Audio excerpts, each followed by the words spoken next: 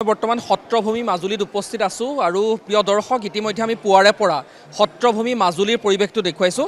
দ্বিতীয় বৈকুণ্ঠপুৰীত পৰিণত হৈছে সত্ৰভূমি মাজুলী, কিয়নো এয়া হৈছে ৰাসোৎসৱৰ বতৰ আৰু এয়া হৈছে বিতুপন শৰৎ। কিন্তু এইবাৰ আচলতে ৰাসোৎসৱ অকণমান গোমা, কিয়নো আমাৰ হৃদয়ৰ শিল্পী প্ৰাণৰ শিল্পী জুবিন গাৰ্গ আমাৰ মাজত নাই। কিন্তু মাজুলীবাসীয়ে প্ৰতিখন ৰাস এইবাৰ জুবিন গাৰ্গৰ নামত উৎসৰ্গা কৰিছে আৰু তাৰ পাছতেই দেখিবলৈ পোৱা গৈছে ৰাসোৎসৱৰ সন্মুখভাগত প্ৰতিখন মণ্ডপত প্ৰতিটো মঞ্চত আচলতে দেখিবলৈ পোৱা গৈছে জুবিন গাৰ্গৰ প্ৰতিচ্ছবি ৰখা হৈছে। সকলোৱে পুষ্পাঞ্জলি জনাইছে, বন্তি প্ৰজ্বলন কৰিছে, প্ৰিয় শিল্পীগৰাকীক সুঁৱৰিছে। মায়াবিনী ৰাতিৰ বুকুত এই গীতটো প্ৰাৰ্থনাৰ দৰে ৰূপান্তৰিত হৈছে। আৰু তাৰ পাছত মই এটা বিশেষ পৰিৱেশ আপোনালোকক দেখুৱাব বিচাৰিছোঁ। বৰ্তমান আচলতে সন্মিলিত সমাজৰ ৰাসোৎসৱৰ সেউজ কক্ষত মই বৰ্তমান উপস্থিত আছোঁ আৰু ইয়াতো এটা আড়ম্বৰপূৰ্ণ পৰিৱেশে বৰ্তমান বিৰাজ কৰিছে। দ্বিতীয় বৃন্দাবনত যেন পৰিণত হৈছে বৰ্তমান আচলতে মাজুলী। সেই পৰিৱেশটোৰ সৈতে অকণমান একাত্ম কৰিব বিচাৰিছোঁ। সাজ সজ্জাত সকলো বৰ্তমান ব্যস্ত। প্ৰতিটো শিশু বৰ্তমান আচলতে যি ৰাসৰ বাবে বৰ্তমান সাজু হোৱা পৰিলক্ষিত হৈছে। আমি প্ৰতিটো চৰিত্ৰৰ সৈতে অকণমানকৈ কথা পাতিবলৈ যত্ন কৰিম। বৰ্তমান সীমাহীন ব্যস্ততা দেখিবলৈ পোৱা গৈছে সত্ৰনগৰী মাজুলীত। সত্ৰনগৰীৰ চাৰিওফালে কেৱল আধ্যাত্মিকতা দেখিবলৈ পোৱা গৈছে আৰু তাৰ মাজতেই আমিও আপোনালোকক সেই পৰিৱেশটোৰ সৈতে একাত্ম কৰিছোঁ। যদিও হেঁপাহৰ শিল্পী জুবিন গাৰ্গ নাই, কিন্তু মানুহজনক আমি কৃষ্টি সংস্কৃতিৰ মাজেৰে জীয়াই ৰাখিব লাগিব। এই সত্তাটোক জীয়াই ৰখাৰ আমিও এটা প্ৰয়াস কৰিছোঁ আৰু আমি অকণমান কথা পাতিবলৈ যত্ন কৰিম। মই প্ৰথমে আপোনাৰ কাষলৈ আহিব বিচাৰিছোঁ। নাৰদৰ চৰিত্ৰত যিহেতু আপুনি অভিনয় কৰিব, জুবিন দাবিহীন এই সময় আমাৰ বাবে কষ্টকৰ। তাৰ পাছতো এই সত্তাটোক আচলতে স্মৰণ কৰি আপোনালোকে ৰাস উৎসৱ বৰ্তমান উদযাপন কৰিছে। এই মুহূৰ্তত অকণমান আপোনাৰ পৰা জানিম আৰু এফাকি গীতো শুনিবলৈ চেষ্টা কৰিম। হয়, আচলতে জুবিন দাক আমি প্ৰতিগৰাকী মাজুলীৰ শিল্পীয়ে বুকুতে বান্ধি পেলাই আজি বহুত দুখেৰে আৰু সেই সত্তাটোক মনত পেলাই আচলতে নিজৰ মাজত লৈ পেলাই আমি আজি প্ৰদৰ্শন কৰিবলৈ আগবাঢ়িছোঁ। আৰু সদায় আমি তেখেতক সদায় আমাৰ বুকুত ৰাখিমেই, সেইটো সঁচা কথা। তথাপিও তেওঁ কৈ গৈছে শ্বো মাষ্ট গো অন, তো আমি কৰিবই লাগিব আৰু তেওঁ তেতিয়াহে ভাল পাব আমি যেতিয়া তেওঁ আমাৰ এই সাংস্কৃতিক যাত্ৰা আমি সদায় বজাই ৰাখিবলৈ চেষ্টা কৰিম। আৰু ভাবিছোঁ জুবিনদাৰ কাৰণে সেয়ে আমাৰ মানে আচল শ্ৰদ্ধাঞ্জলি হ'ব। মই উৎসৱৰ যদি গীত এফাকি এই মুহূৰ্তত মই যিহেতু নাৰদৰ অভিনয় কৰিম, গতিকে মই নাৰদে গাইছোঁ। নাৰায়ণ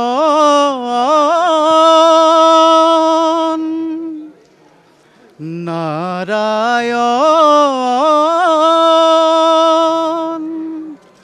হোৱা সচেতন দিয়া দৰ্শন নাৰায়ণ কান্দিছে ধৰিত্ৰী কান্দে নৰনাৰী আকুলৰ মাজে প্ৰভু দিয়া দৰ্শন নাৰায়ণ মন্দিৰে মন্দিৰে তোমাৰ পূজা আজি মন্দিৰে মন্দিৰে তোমাৰ পূজা আজি কৌতি কণ্ঠ আকুল আবাহন অহে চিৰ সুন্দৰ অহে চিৰ জাগ্ৰত শ্ৰীকৃষ্ণ নাৰায়ণ নাৰায়ণ। ধন্যবাদ জ্ঞাপন কৰিছোঁ। যদি সংলাপ এই মুহূৰ্তত শুনিব পাৰোঁ, মুখস্থ আছে নিশ্চয় অকণমান। প্ৰভু, দাসীৰ এনে কি অপৰাধ যে পৃথিৱীত নৰজনী প্ৰাপ্ত হ'ব লগা হ'ল? এনে ভীষণ শাস্তিৰ ব্যৱস্থা কিয় প্ৰভু? নামটো জানিব পাৰিম নেকি?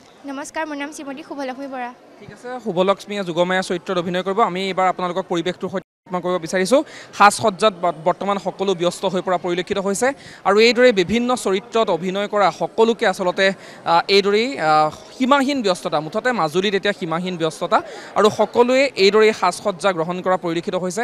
আমি অকণমান ইফালে যাবলৈ চেষ্টা কৰিম, যিহেতু দৈৱকীৰ চৰিত্ৰত অভিনয় কৰাও আমাৰ সৈতে এগৰাকী শিল্পী আছে আৰু পৰিৱেশটো এইদৰে আমি দেখুৱাই থাকিবলৈ যত্ন কৰিছোঁ। মোৰ সৈতে আমাৰ সতীৰ্থ নিতুল আছে, নিতুলৰ জৰিয়তে পৰিৱেশটোৰ সৈতে অকণমান একাত্ম কৰিবলৈ যত্ন কৰিছোঁ। আৰু বিভিন্ন প্ৰান্তত আচলতে মাজুলীৰ ঠায়ে ঠায়ে এইদৰে একেই পৰিৱেশে বিৰাজ কৰিছে, আধ্যাত্মিকতা সকলোফালে। মই এইবাৰ অকণমান আপোনাৰ কাষলৈ আহিব বিচাৰিছোঁ। প্ৰথমে পৰিচয়টো জানিম, কি চৰিত্ৰত অভিনয় কৰিছে সেয়াও জানিম, আৰু অকণমান সংলাপো শুনিম। গতিকে পৰিচয়টো প্ৰথমে জানি লওঁ। হয়, নমস্কাৰ। মোৰ ঘৰ চৰাইদেউ জিলাৰ সাপেখাতিৰ আসনত। মই বৰ্তমান দৈৱকী চৰিত্ৰটি কৰিবলৈ আগবাঢ়িছোঁ। বচন: কোনো চিন্তা নকৰিবা দাদা, অবলা ললনা যদিও দৈৱকী বীৰৰ ৰমণী। বীৰৰ নিচিনাকৈয়ে আতুৰক অভয় আৰু শৰণাগতক আশ্ৰয় দিব জানে।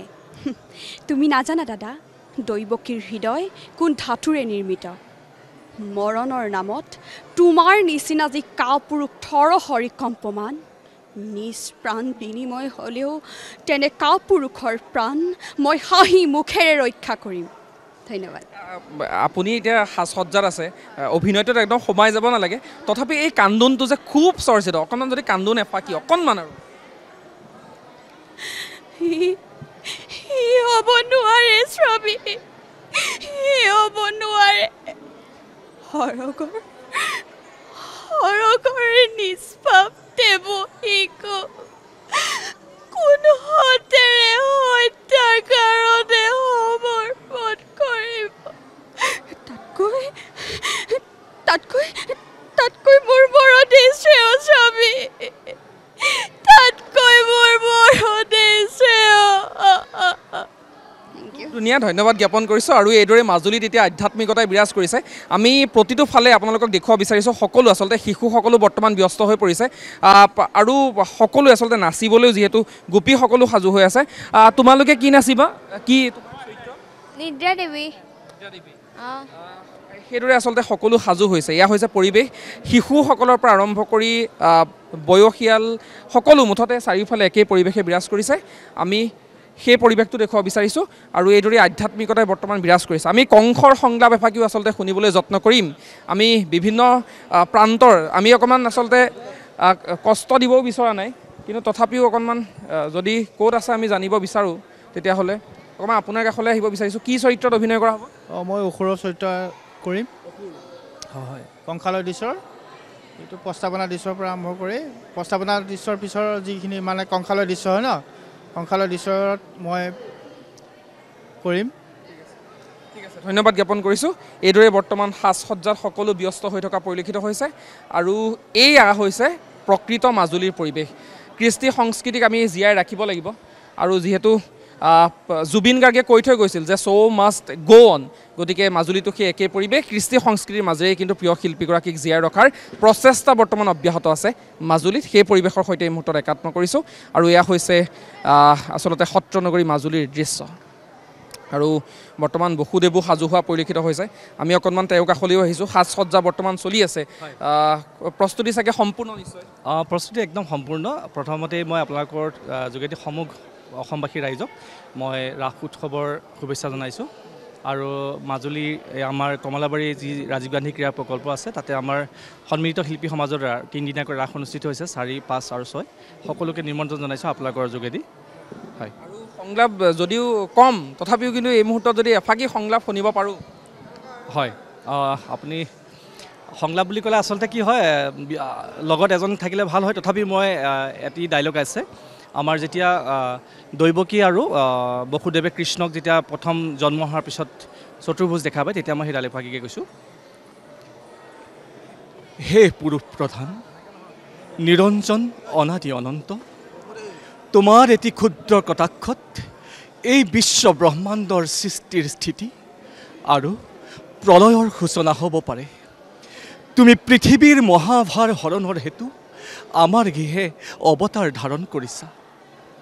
এতিয়াই হয়তো হাতে খণ্ডা ধৰি কৃতান্ত সদৃশ কংসে আহি ইয়াত উপস্থিত হ'বহি। এনেকুৱা ধৰণৰ ধন্যবাদ জ্ঞাপন কৰিছোঁ। এইফালেও সাজ সজ্জা বৰ্তমান চলি আছে। অকণমান অনুমতি সাপেক্ষে অকণমান আপোনাৰ কাষলৈ আহিব বিচাৰিছোঁ। প্ৰথমে পৰিচয়টো জানিম। মোৰ নাম কৰুণাভ ভূঞা, আৰু চৰিত্ৰ কংস কৰিছোঁ।